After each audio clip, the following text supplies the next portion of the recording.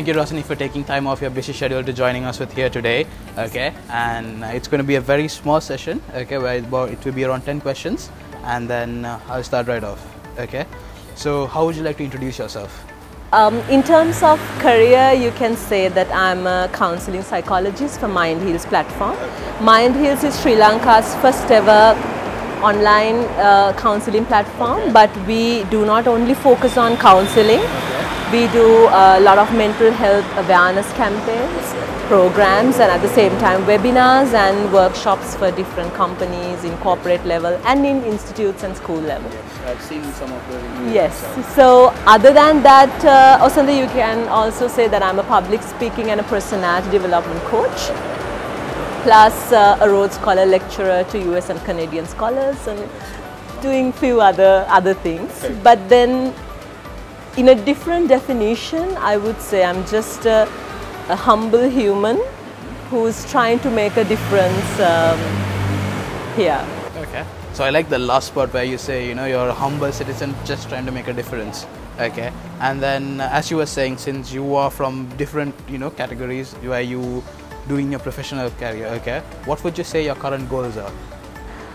Well, tough question. Yes, current goals, I would say, so in terms of very sentimental note, I would say I just want to take the legacy of my parents forward. My father and mother have given so much back to the society, and that is something I want to do as well. I basically consider myself collecting merits for them through the work I do, and then you know, making people's lives maybe better and helping them to see life in a different perspective is again, I would say, another goal. I would say not many, but maybe someday to do a PhD as well would be a goal. Okay, so I wish you all the best for your PhD that which you would do. So then, what is the one decision that you feel most proud of? And then why would you say that that's the most proudest decision that you have ever taken? Wow, proudest decision? I would say all the decisions that I've taken in my life, Osanda, I don't have regrets about any of the decisions. I think all the decisions have made me who I am today. So that is, I think, number one. Proudest decision, maybe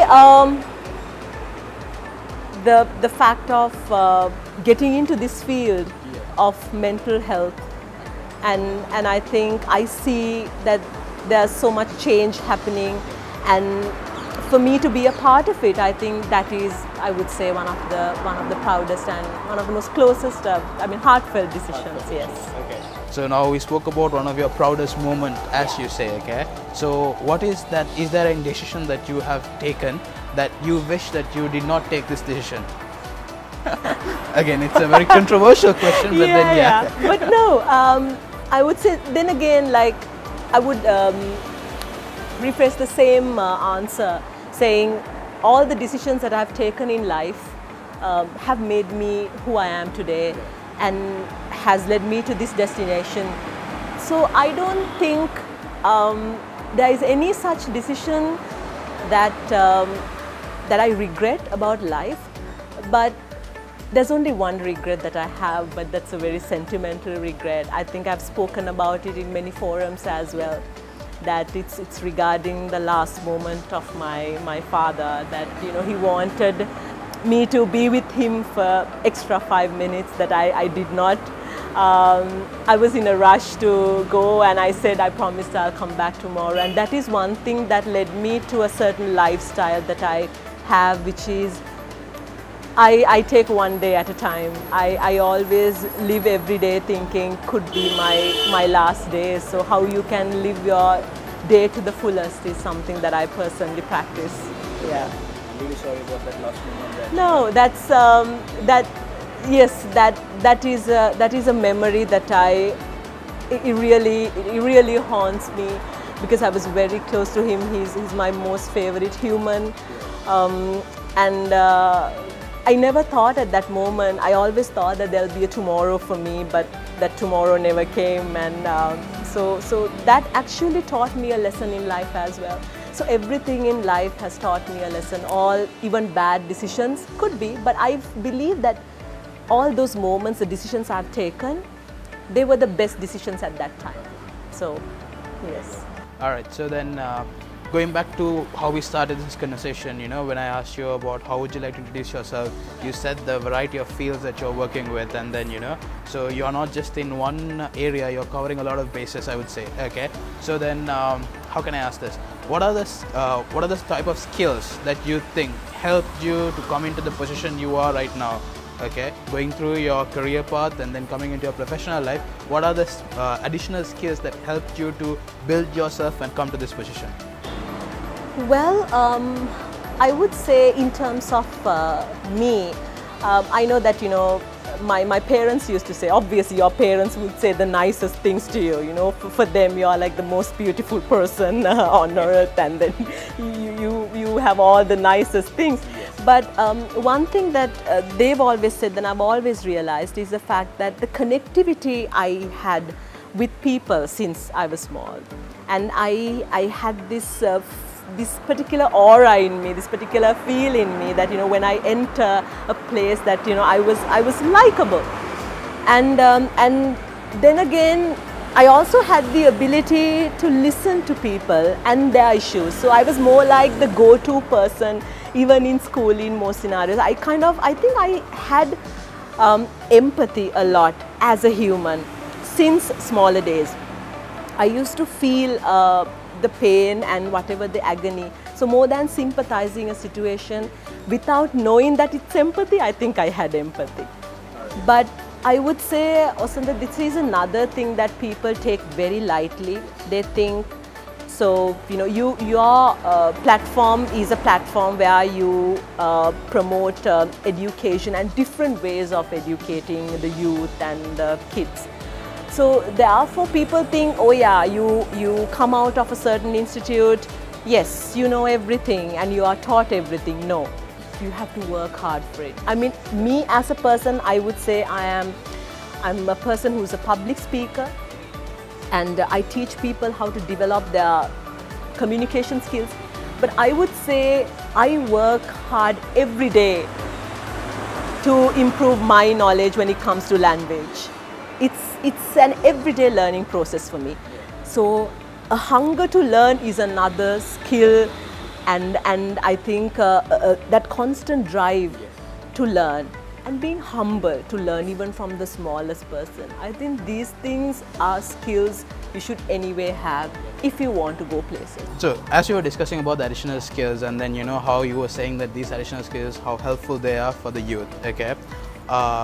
Changing the topic a bit into, you know, who would you take as your mentor, or, you know, your biggest inspiration? Well, I think I take inspiration from so many things and so many people, Osanda, to be very honest. Any person who does so much or give back so much to the society, to humanity, is an inspiration to me. Well, leaving aside that, I would say my life's biggest inspiration is my two humans, my mother and father. I don't think I can find a better inspiration than that. And like I mentioned earlier, it's their legacy that I'm taking forward. Yeah. And they had so many wonderful qualities in them, and not just me, I think anybody who knew them personally would definitely agree. Other than that, I would say I'll take this answer will be a little lengthier, but when I lost my father, and then in the process, it's kind of I lost my mother too, because you know, she was mentally in a really bad place, and being the only child and without any siblings, it was a very difficult struggle for me. And at that time, I just really want to mention, I was gifted a couple of friends because of whom I held myself together. Speaking of my oldest friend, not in terms of age, but It's been a 30+ years friendship. I would say Yashoda, Yashu, then Vijay, who's living in UK at the moment. I mean, when my father passed away and everything was pretty much dark to me, I think those two were right there telling that, you know, we are here for you. And true that they had no idea of any psychology or counseling, but truly I must say that because of them, I pretty much survived. And then not to forget Nimanti, Sachitra, and they have different pet names. I will not tell the pet names here, but then Lakmali, Prasanni, and so many friends during my school time was always there for me. And I'm blessed that they are still there in my life. And so other than that, I would say all the teachers since nursery time, and I went to 2 nurseries, and then afterwards my primary and secondary education happened in Visakha Vidyalaya. So all the teachers there, from my grade 1 teacher to all the teachers who made a difference in my life. And then afterwards, you know, I would say the teacher who really persuaded me to take psychology as a subject, Miss Asha, whom I really think about whenever, you know, whenever I speak about mental health or whatever. I mean, she was my first step in Malaysia. And then Mr. Siva, who was my public speaking lecturer. That 3 months of public speaking is all that I learned about it. And he was very strict and rather rude actually. Gave me 15 out of 100 for my first speech, and he used pretty ugly words when he described how bad it was. But he just said, I'm giving marks only because you went and stood there. That's all. That's 15 is for that. But everything that I'm doing, I think it's for him. He pushed me. He literally had this ability to find me from wherever I was and put me in misery. But I think that push he did is really changed me. And you know, a girl who scored so low for public speaking went on to be a part of the debating team that won the championship. So that was the transformation. Then coming back to Sri Lanka, I would say all the teachers who was there during my BSc times, and I must say two individuals who's very dear to me, teachers, but later on became friends as well. I would say Miss Achini Ranasinghe, who's a clinical psychologist, and at the same time Miss Melanie Pereira. So 2 of them, and then all the friends during my BSc times, and then went on to MSc. And all wonderful people who I crossed paths in life, and including so many. I can't, I would say please, sorry if I can't think of names, but then I would say after all that, my biggest inspiration and mentor, I hold her very dear to my heart, that's Auntie Anoma Pereira. She is somebody who really saw my potential and then got me into this line of training. And still I always think of her. I think she's only second to my mother and father, I would say. And somebody who constantly, you know, I really take whatever the advice or criticism or anything, even slightly something negative, I always ask her. And she constantly give her support and blessings, and you know, her well wishes. It's always with me, so she's somebody very close. And then of course for me to, I know this kind of work requires a lot of time, and I am married and I have 2 kids, so I think again I'm so inspired by their patience as well. I mean, my husband has let me do this profession in the way, I mean, respects me as an individual, and you know, supports me in the decisions that I make. And then my 2 kids, even you know, it's mostly their time I'm taking. So understanding that, I mean, you know, they understand the fact that, oh yes, Amni is solving people's issues, and then they come up with their issues which is more complicated than the usual issues that I deal with. But however, I would say inspiration is everywhere. And then if I'm to mention one person, I would say that's Nelson Mandela. I would say epitome of a leader, and somebody with so much of compassion. And I've read his book, Long Walk to Freedom, several times. And whenever sometimes life is, pulling me back, I just read a page or two and I feel good back again. And again, Osanda, all the people I've met in life, everyone who crossed paths, all my kids who I've taught, and everyone, to be very honest. And at the same time, I would say even you and Sammani, all these people who has given me wisdom and so much of learning. I don't know, I can't think of so many names, but these are some of the names. And yeah. And sometimes people just call up and say, just so happy for you, so proud of you. All my friends who are living abroad, a big hug and so much love to all you guys, everybody. Yeah, that's a long list. Yeah, but then that's basically covering a lot of people, and then so all of these people are the people who helped you during your tough times, and then now continuing to be there with you. So then talking about family, and then how important family is. How do you manage being being a mother, being a wife to your husband, and then to all the other kids that you give your time when it comes to counseling? So how do you manage this professional and personal life? Well, it's tough for anybody. I would say it's tough for any mother or a father when they have to live up to certain role expectations. Sometimes you are role overloaded as well. And but the thing is, Osanda, in there I would say, when you do something you have so much of love towards and you genuinely enjoy the work you do, you rarely get fed up or exhausted.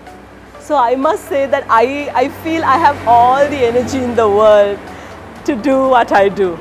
And that is something that keeps me going. I mean sometimes after my kids fall asleep only I get time to read or study. But then still I'm not exhausted because I do it with love. And I've often realized, all the time I tell kids also that, make sure that you do something that you love doing. Then you will not complain. You will not be mentally sick or tired doing something when you do something that you love. So that is one thing, but other than that, I would say I maintain a certain transparency, the work I do. I mean, my kids get to see what I do. And it's understood in a way. I mean, my husband understands my level of work and how much energy and time it requires. Sometimes after sessions, I need a certain time to myself as well, a recovery time for me. So that's understood by my kids. My kids understand, oh yes, Ammi's having her me time, right? So now when I go to tell them, they always have their me time. That's a problem. But however, so it happens that way. Then it becomes very easy. Yeah. So that's, and it's a learning experience. Every time I would say it's learning. So I understand what sort of a professional caliber person that you are. At the same time, how you love your work that you do, and then how you manage everything. So if I may ask, what is the biggest challenge that you overcame in your professional career? Wow, Sundar, you are throwing tough questions. Biggest challenge, I would say every day is a challenge. Every day is a new challenge. Every client that I speak to brings a different kind of a challenge to me, and then actually all these challenges help me grow. So I would say there's this very a beautiful saying that all the challenges that comes to you is not coming to pull you back in life, but then actually demand a better version of you tomorrow. So that is one thing.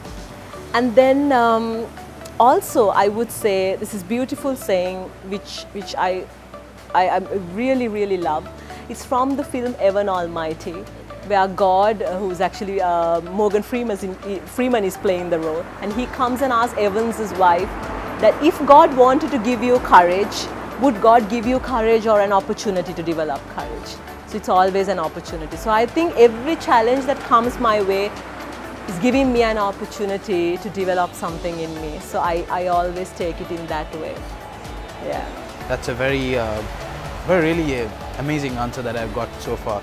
So then moving on, since your line of work is with the youth of Sri Lanka, okay, and then you mingle around with all these people and go to different places for different workshops, okay, so as a professional, what do you think that the Sri Lankan youth, what are the shortcomings that the Sri Lankan youth have, not just mentally, just that, you know, how they think and then how they should, you know, develop their skills? Well, Asantha, you know, I am coming from, I would say, we are from pretty much the transition part of, so going from analog, exactly, going in between. Yeah. So we have an understanding of all that, and then maybe some of it, some of this.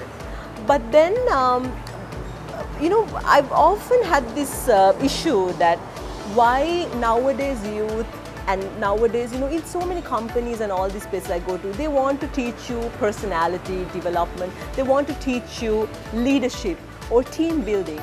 But then, you know, I was a prefect in school, and we never had to go through these kind of trainings and all that, because I think for one reason, we tackled the problems, and our parents also believed that, you know, we have the capacity, you know, our parents they never tried to take us from somewhere and place us in front of a line. They just let you explore this. Absolutely. Yes. Right? So they had so much, like, I would say, less involvement with your life, but they were there as support system, they were there. But nowadays you see in any of, I mean, if you take smaller kindergarten, then school, you see a lot of parental involvement. Kids are unable to solve these kind of problems. So when you are not given an opportunity to solve these things, how are you ever going to expect your kids to develop certain qualities in you? But I would agree. I would also agree the fact it's not not the same time as we used to be. So the society is different. Environment is different. You have so many distractions and diversions as well. So yes, it's your duty to protect your child. But then I think there is a big issue between communication factor when it comes to parents and children. And then the other thing, Asantha, like most of, you know, when you get education from schools or universities, the students expect the university or whatever the institution to teach you everything in life. You pay or you do not pay, you deserve to get everything. You don't. Right. It's up to you to develop certain set of skills. I mean, if you don't have the hunger or the love to develop those soft skills in you, develop communication skills, develop your language, then you are like a lost cause, you know, and you can't. The thing is, they feel, I think most of the youth, they feel that you can demand respect when you go there, but no, you have to earn it, and you have to work hard for it. You have to be humble enough to learn. So that is, I think, a factor that I feel that is lacking in the youth, and also you see that they are much more like, yes, everything is so easy now. The click of a button, you're so connected. But at the same time, don't you think that we are so disconnected too, in terms of relationships, in terms of understanding people? Why people are going through so many mental issues and conditions, right? Why so many kids are going through depression? I mean, I must say that it's shocking that about 6.3 million children in the world go through depression and anxiety. Starting point is 3 years. So that's terrible. That's terrible. young age. I of mean, 3 years, age 3. Yeah, it is very Yeah, disturbing to- we used to eat dirt. Yeah, we, exactly. we never even knew these terms, but then it's actually devastating. So this is, I think, something that we all should really focus and think about. So we were talking about, you know, the shortcomings that Sri Lankan youth are having, and then, you know, from a young age, like 3 years, you know, how people are facing, kids are facing depression and then all the issues. So then what would you like to tell the Sri Lankan youth, okay? Not just as a professional, but as a mother, as, you know, working in different areas of expertise, what is the message that you want to give to the Sri Lankan youth? I would say this is something that I've actually learned from an individual called Mr. Ramzan Sharifdeen, who is actually Vice President of Aitken Spence Group, former Vice President. And he developed this concept called we are high touch more than high tech. So yes, relationships are essential, right? Give more time and more value to people. You know, at the same time, always think of the fact that stop this comparison game that you do since smaller days. Parents, I would request you, please stop comparing your children to others because they are very unique, and the things that they like to do, you just have to groom them and provide support. Do not expect your child to turn out to be exactly like the child next door. It will never happen. So I would always say personality begins where comparison ends. So when you stop this comparison game, then develops your very unique personality. And at the same time, make sure you have the trust in your children so that you know that they can solve certain problems in their life as well. Make sure that even as youth, be open about your problems. I mean, if a friend comes and tells you a problem, do not use it as a certain gossip to go around telling. Make sure you develop these kind of humane qualities in you. And at the same time, always have passion towards what you do. Pick what you like to do. I mean, do not think that only doing a job like being a doctor or a lawyer or you know, somebody in that caliber, where like even earlier times you would say either a doctor or a lawyer, but then it's not that. You know, learn to respect any profession. There are people who have mastered in different professions, and at the same time, if you are learning something, then learn to master it, right? And have so much of love and passion for what you do. Plus, develop so many other skills, like be an all-rounder. Right? Very key. Exactly. Be an all-rounder. I mean, make sure that you do a sport in life.